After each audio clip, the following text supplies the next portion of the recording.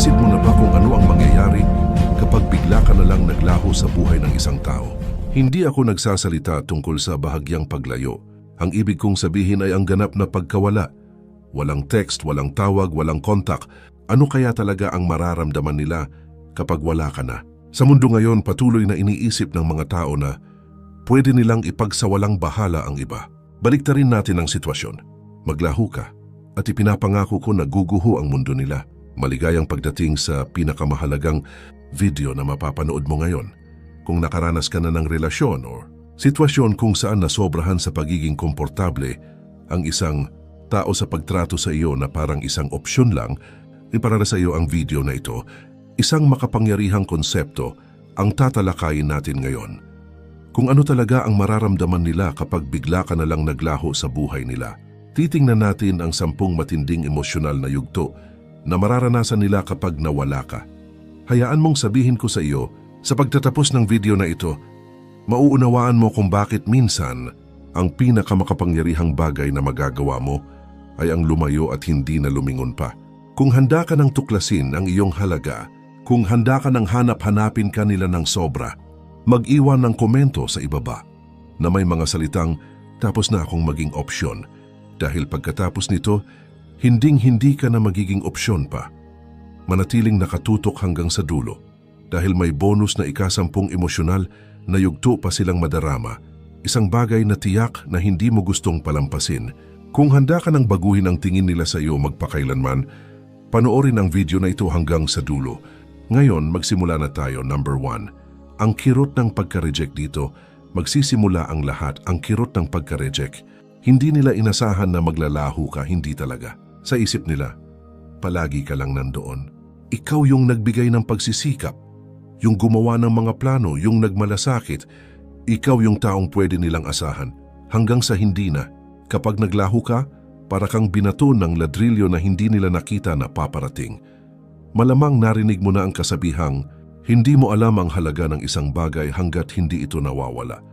Iyan mismo ang mangyayari kapag naglaho ka. Hayaan mong linawin ko ito. Kapag inalis mo ang sarili mo sa buhay nila, hindi lang ito tungkol sa pisikal na pagkawala.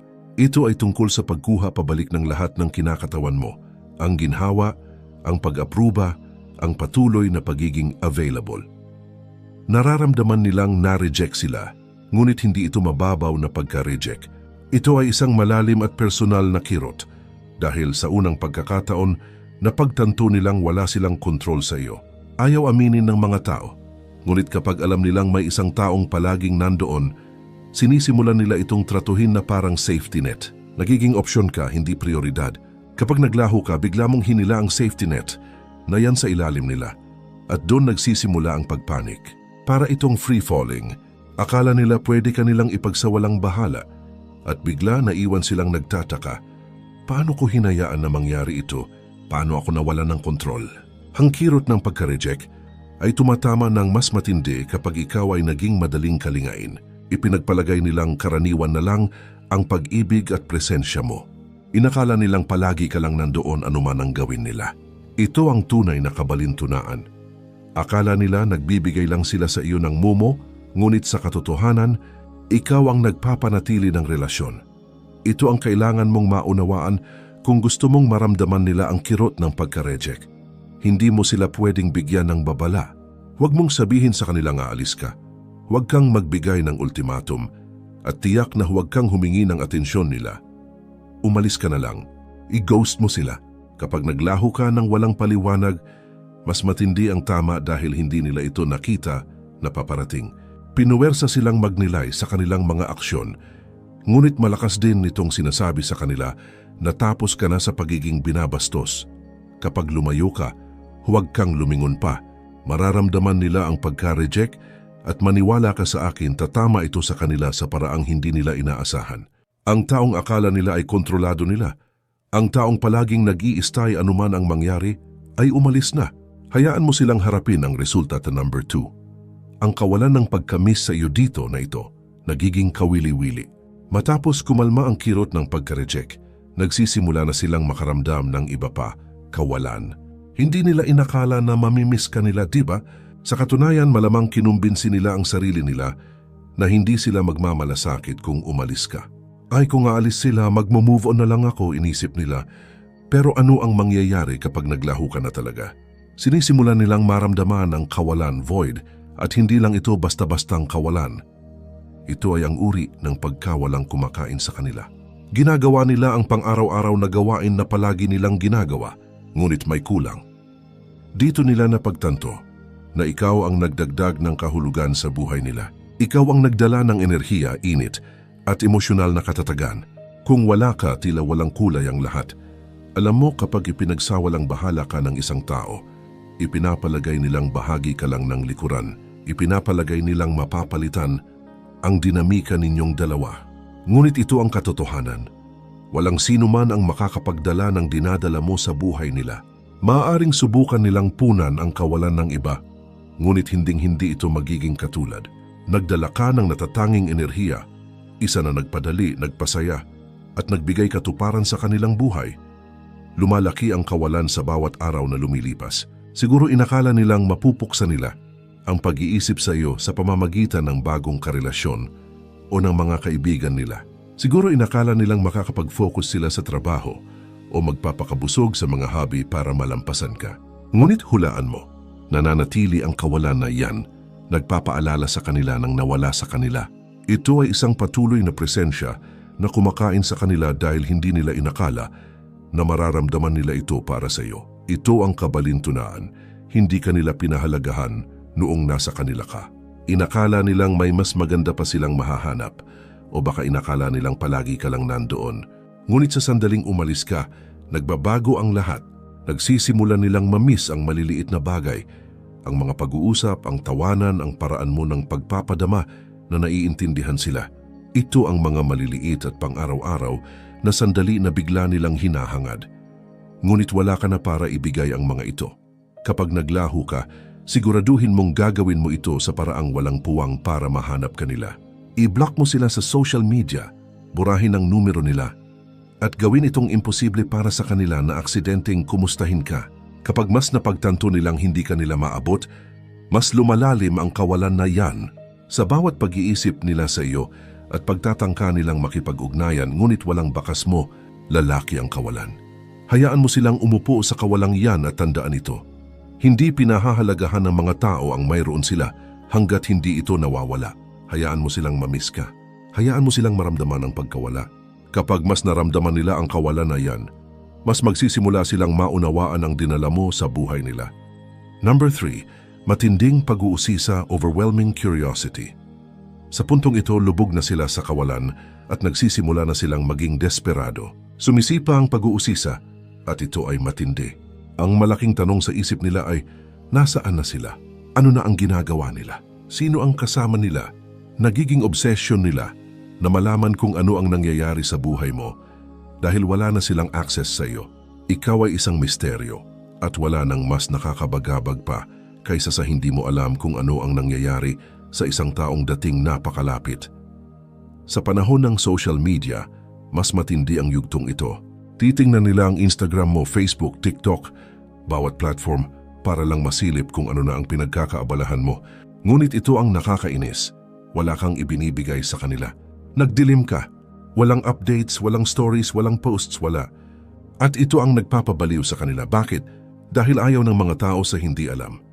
Sa sandaling naglaho ka, nagwawala ang isip nila sa dami ng tanong. Dito pumapasok ang kanilang insecurity. Nagsisimula silang magtaka. Naka-move on na ba sila? May nakikita na ba silang iba? Mas masaya ba sila kung wala ako? Hindi nila kayang tiisin ang hindi pagkaalam, kaya't nagiging fixated sila sa paghahanap ng sagot. Dito sila maaaring makipag-ugnayan pa nga sa magkakaparehong kaibigan ninyo. Sinusubukang kumuha ng impormasyon tungkol sa iyo. Magtatanong sila, ngunit masyadong mapagmataas para aminin na nagmamalasakit sila.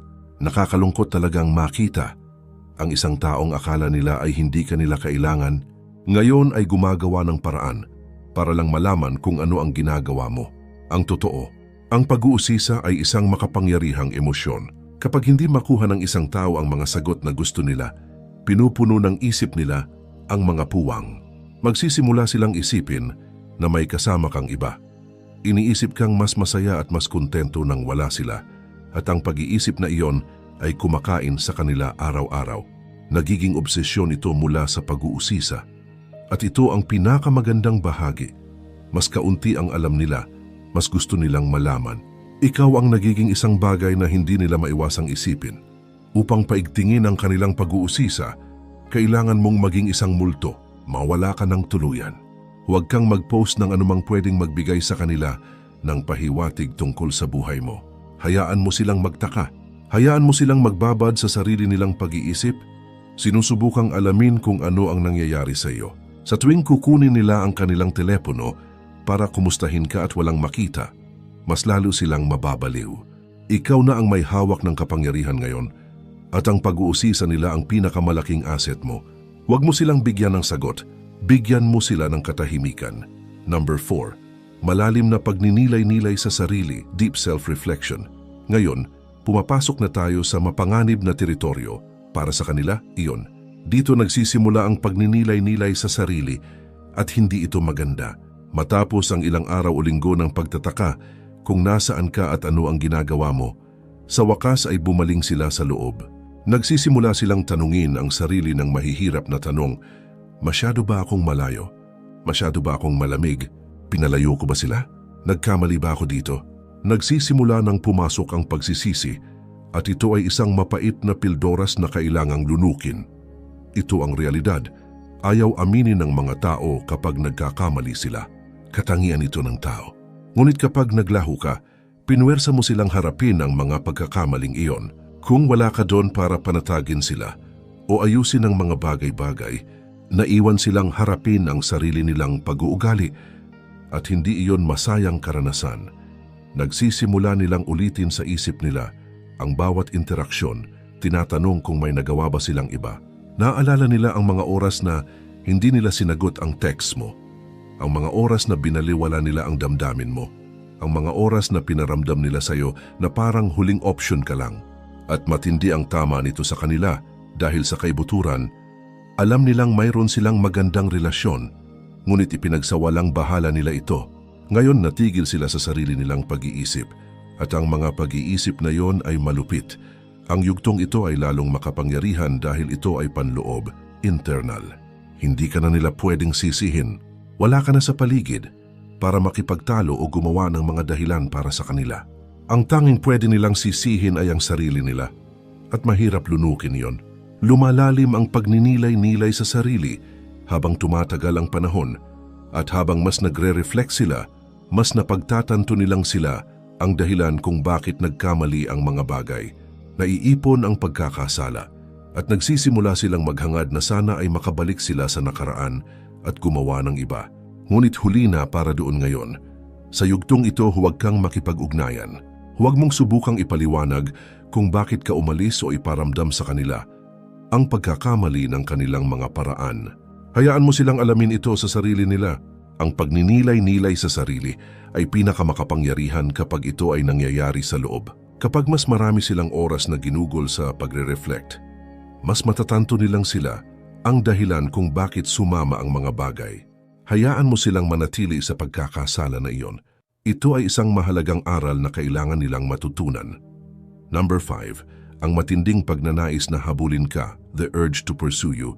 Ngayong nakagugol na sila ng sapat na oras sa pagninilay-nilay sa sarili, may nagbabago sa loob nila. Mula sa pagtatanong sa sarili, gusto na nilang bumalik ka. Nagbaliktad na ang sitwasyon. Ikaw ang dating nagbigay ng lahat ng pagsisikap, nagmalasakit, naghabol. Ngunit ngayon turn na nila. Ang matinding pagnanais na habulin ka ay nagiging labis. Hindi ka nila maiwasang isipin. Hindi nila mapigilang gustong makipag-ugnayan at hindi sila mapigilang magtaka kung huli na ba para ayusin ang mga bagay-bagay. Nagsisimula silang magpadala ng mga text na, iniisip kita. Magla-like sila ng mga luma mong post sa Instagram o baka mag-iwan pa nga ng komento sa isang bagay para tingnan kung sasagot ka. Maaari silang magpadala ng late-night message pagkatapos uminom. Umaasang buhayin ang nawala. Ito ang punto. Hinahabol ka na nila ngayon. Nagbago sila mula sa pag-iipagsawalang bahala sa iyo tungo sa desperadong pagnanais na bumalik ka. At dito mo hawak ang lahat ng kapangyarihan. Malakas ang pagnanais na habulin ka, Ngunit hindi mo kailangang sumagot. Sa katunayan, hindi ka dapat sumagot. Hayaan mo silang maramdaman ang pagkadesperado. Hayaan mo silang magtaka kung nag-move on ka na ba kapag mas naghahabol sila. Mas napagtatanto nilang nawalan sila ng kontrol sa sitwasyon. Hindi na sila ang may hawak ng itaas na kamay at yan ang nagpapabaliw sa kanila. Kapag nagsimula na silang maghabol, huwag kang magpadala. Sa sandaling sumagot ka, babalik sa kanila ang kapangyarihan. Masyado kang nagtrabaho ng husto para mabawi ang iyong halaga at hindi ito ang oras para ipamigay iyon. Hayaan mo silang habulin ka, ngunit huwag mong bigyan ng gantimpala ang kanilang mga pagsisikap. Ang katahimikan ng iyong pinakamalakas na kasangkapan dito. Hayaan mo silang maramdaman ang frustration ng pagnanais sa isang bagay na hindi na nila makukuha.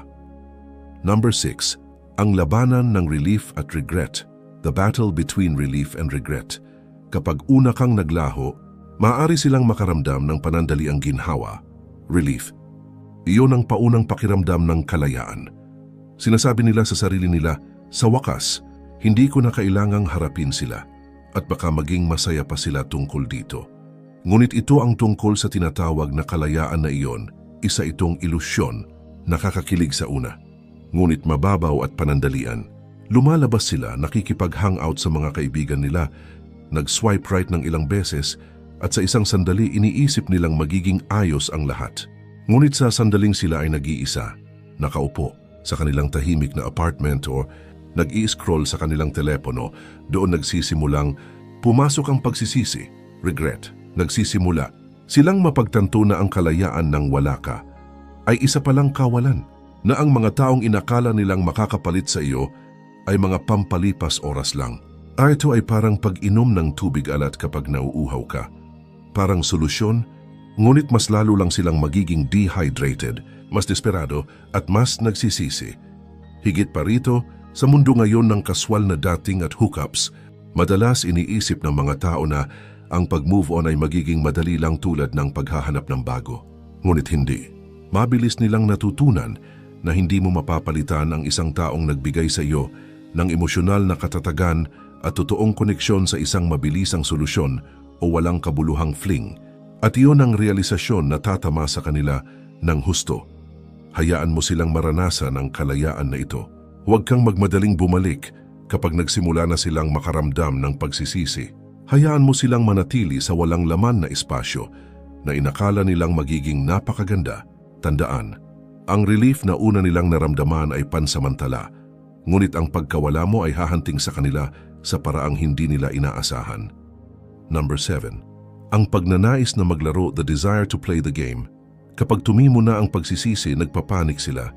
Gusto na nilang kontrolin ang sitwasyon, ngunit hindi nila alam kung paano. Kaya ano ang ginagawa nila? Susubukan nilang maglaro.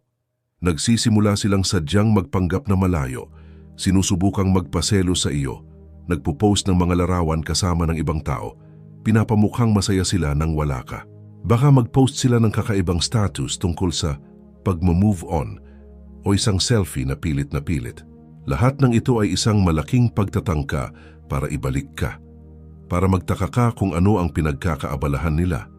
Ngunit ito ang punto, hindi ka na naglalaro. Nalampasan mo na ang mga laro, lampas ka na sa parang bata na pag-uugaling yon at hindi mo na napapansin ang kanilang mga munting pagtatangka na mag-udyok ng reaksyon. Iniisip ng mga tao na ang manipulasyon sa pamamagitan ng paninibugho o pagpapakipot, playing hard to get, ay magpapahabol sa iyo. Ngunit ano ang mangyayari kapag tumigil ka na sa paghabol, kapag napagod ka na sa laro? Ibibigay nila ang lahat sa iyo. Mga patagong bira, mga passive-aggressive na komento, at mga pinagrabe-grabing posts sa social media. Ngunit wala sa mga ito ang gumagana dahil hindi mo sila binibigyan ng atensyon na hinahangad nila. Hindi ka nakikisali sa kanilang mga taktikang parang bata. At iyon, kaibigan, ang nagpapabaliw sa kanila ng husto. Kapag hindi na sila makakuha ng reaksyon mula sa iyo, tuluyan silang nawawala ng kontrol. Naiwan silang nagpapagapang-gapang. Nangangapa sa isang bagay na hindi na nila kayang manipulahin.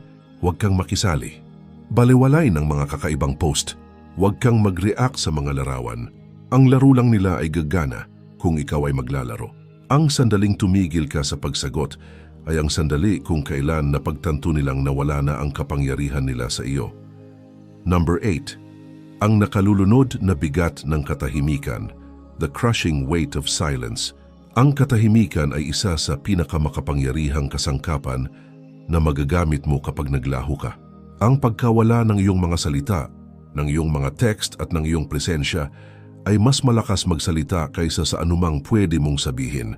Nagiiwan ito sa kanila ng sarili lang nilang mga iniisip at dito na ito nagiging mahirap para sa kanila dahil ang katahimikan ay napakabigat, hindi matitiis. Nagsisimula na silang questionin ang lahat. Nagsisimula silang alalahanin ang lahat ng pagkakataon na binaliwala nila ang mga tawag mo. Lahat ng pagkakataon na sobrang abala sila para sagutin ang mga text mo. At ngayon, gagawin na nila ang lahat para makarinig sila mula sa iyo.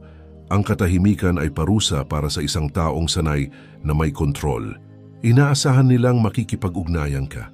Inaasahan nilang magtatanong ka kung ano ang mali o magmamakaawa para sa paliwanag. Ngunit ano ang mangyayari kapag hindi mo ginawa? Ano ang mangyayari kapag naglaho ka? At kailangan nilang umupo doon sa katahimikan, nagtataka kung tuluyan na ba silang nawalan sa iyo. Hindi nila ito maintindihan. Ang bawat minuto ng walang salita mula sa iyo ay parang isang taon at habang tumatagal, mas nagiging balisa sila. Nabubuhay tayo sa mundo ng patuloy na komunikasyon, texts, tawag, notifications at agarang kasiyahan. Ang lahat ay umaasa ng agarang sagot. Kapag hindi mo iyon ibinigay sa kanila, unti-unti silang bumabagsak, spiral. Sanay sila sa ingay ng isang relasyon, ang sagutan kahit ang mga argumento. Ngunit ang katahimikan ay nakabibingi. Hayaan mo ang iyong katahimikan na maging kapangyarihan mo. Huwag mo itong sirain. Huwag mong ipaliwanag ang sarili mo. Hayaan mo silang maramdaman ang bigat ng sarili nilang mga aksyon sa pamamagitan ng pagkawala ng iyong mga salita. Malapit na nilang mapagtanto na ang pagkawala ng access sa iyo ay mas masahol pa kaysa sa anumang argumento na nangyari sa inyo. Number 9. Ang takot na magpapagapang sa kanila pabalik. The fear that brings them crawling back. Ngayon, ito na ang bahagi kung saan guguho ang lahat. Takot. Ito ang bahaging hindi nila inakala na mangyayari, ang bahagi kung saan natatakot sila na mawala ka. Sa loob ng mahabang panahon, komportable sila. Inakala nilang palagi ka lang nandoon. Ipinagsawalang bahala nila ang presensya mo. Iniisip na ikaw ang mananatili, anuman ang mangyari. Ngunit wala ka na ngayon at sobra silang natatakot. Ang takot ay tumatama sa kanila ng mas matindi kaysa sa anupaman. Nagsisimula silang mag-isip, paano kung tuluyan ko na silang nawala? Paano kung naka-move on na sila sa iba? Ang ideya na may kasama kang iba ay kumakain sa isip nila. I-imaginein ka nilang tumatawa kasama ng iba, gumagawa ng mga alaala kasama ng iba, at ang pag-iisip nito ay nagpapasama sa tiyan nila. Hindi na sila nag-aalala tungkol sa kanilang pride, ego o pagpapakakul. Ngayon, ang tanging naiisip nila ay ang ibalik ka. Ang takot na ito ang nagtutulak sa kanila na gumawa ng mga bagay na isinumpa nilang hinding-hindi nila gagawin. Makikipag-ugnayan sila, hihingi ng tawad, magmamakaawa. Baka magpadala sila ng mahabang mensahe na nagpapaliwanag kung paano hindi kanila pinahalagahan noon, ngunit napagtanto na ngayon kung gaano ka kahalaga. Baka magpakita sila sa pinto mo ng hindi inaasahan, umaasa ng pangalawang pagkakataon. Anuman ang gawin nila, ito ay minumotibasyon ng isang bagay. Ang labis na takot na tuluyan ka na nilang nawala, ngunit ito ang katotohanan. Sa oras na maramdaman nila ang takot na iyon, wala ka na. Naka-move on ka na. Natagpuan mo na ang iyong lakas at kalayaan at hindi mo na sila kailangan. Ang kanilang takot ay totoo, ngunit huli na. Kapag nagpagapang-gapang sila pabalik, huwag mo silang bigyan ng pangalawang pagkakataon dahil lang sa natatakot sila. Hayaan mo silang harapin ang kahihinatnan ng kanilang mga aksyon. Naka-move on ka na at kailangan nilang matutunan na hindi ka isang opsyon na dapat ipagsawalang bahala. Number 10. Ang realisasyon ng emosyonal na kalayaan ang iyong tagumpay. Dito na umiikot ang lahat, ang realisasyon ng sarili mong emosyonal na kalayaan, emotional independence. Kapag naglaho ka, hindi ka lang lumalayo sa kanila.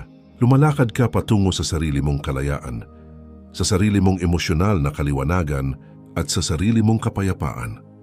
Sa maraming relasyon, masyado tayong nabibigyan ng pansin sa pagpapasaya sa ibang tao at sa pagpapatunay ng ating halaga na nakakalimutan na natin ang sarili nating mga pangangailangan. Nakakalimutan nating may kapangyarihan tayong pumili, lumayo at humingi ng mas mahusay para sa sarili natin. Ngunit kapag naglaho ka na at nabawi mo na ang iyong sariling espasyo, nagsisimula ka ng makita ang mga bagay ng malinaw. Hindi mo na kailangan ang pagpapatunay nila. Hindi mo na pinapansin kung ano ang iniisip nila, kung ano ang nararamdaman nila, o kung ano ang gusto nila. Napagtanto mong hindi nakatali ang kaligayahan mo sa kanila. At iyan ang pinakamakapangyarihang bagay na mararanasan mo. Ito ang emosyonal na kalayaan mo. At ito ang pinakamagandang bahagi. Nararamdaman din nila ito. Napagtanto nilang hindi ka na ang parehong tao na nakilala nila. Mas malakas ka na ngayon, mas matalino, at mas kumpiyansa. Nararamdaman nila na nalampasan mo na sila, na hindi mo na sila kailangan para maramdaman mong kumpleto ka. Dito na tuluyang nagbaliktad ang sitwasyon. Nakatigil sila sa parehong lumang patterns, ngunit nag-evolve ka. Nakawala ka na sa siklo ng validation at ngayon wala nang halaga ang opinyon nila. Angkinin mo ang iyong emosyonal na kalayaan. Huwag kang bumalik sa lumang gawi. Huwag mo silang bigyan ng kasiyahan sa pag-iisip na may kontrol pa rin sila sa iyong kaligayahan. Lumampas ka na dyan at yan ang pinakamalaking tagumpay mo.